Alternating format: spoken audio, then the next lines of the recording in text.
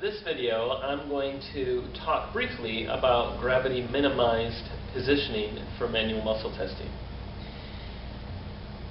Normally, for manual muscle testing, in most cases, we try to have the movement that we're testing go against gravity.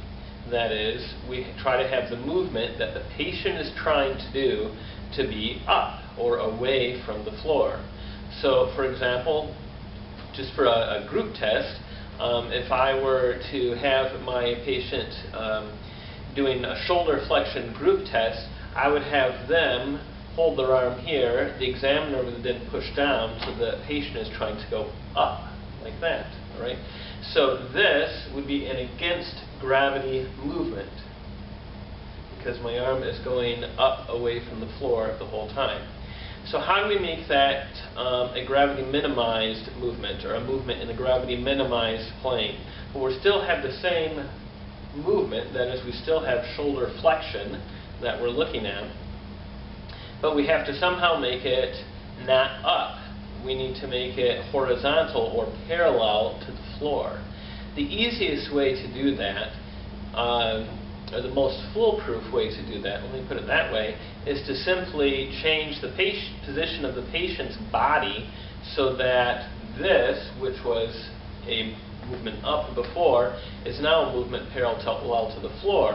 So if we had that same movement and laid the patient on their side, now that same shoulder flexion movement is parallel to the floor, and so in a gravity-minimized plane. So let's look at that with a couple other motions as well. Let's say elbow flexion. So here I have my arm at my side. Move over a little bit. My arm at my side, and if I were to flex my elbow, for example, that movement was away from the floor, and so that would be against gravity positioning for elbow flexion.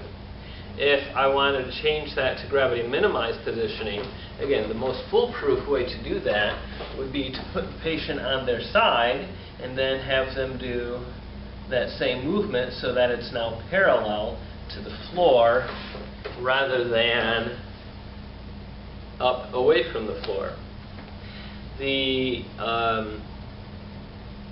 It's not the only way you could do it for that particular one.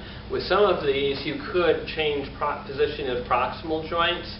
So for the elbow flexion, for example, if it was difficult to get my patient to go into sideline because of some mobility issues, I could have them simply 90 degrees of abduction and then have them flex their elbow.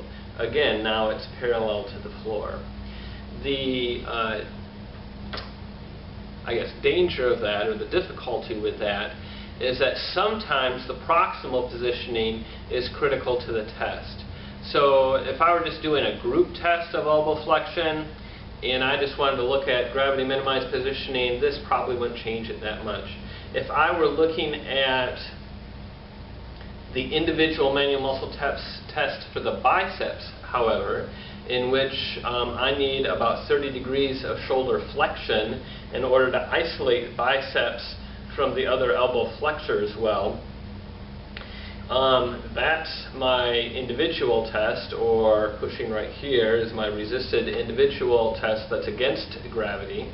Okay. Now if I were to take that and put it out here, I'm changing what happens at the shoulder, and that shoulder positioning is critical to the nature of the individual manual muscle test for biceps, to make it a test for biceps and not brachialis or brachioradialis or whichever. So you do have to be a little careful sometimes with changing positioning of proximal joints. Just have to ensure that that joint is not part of the test for the individual muscle that you're assessing.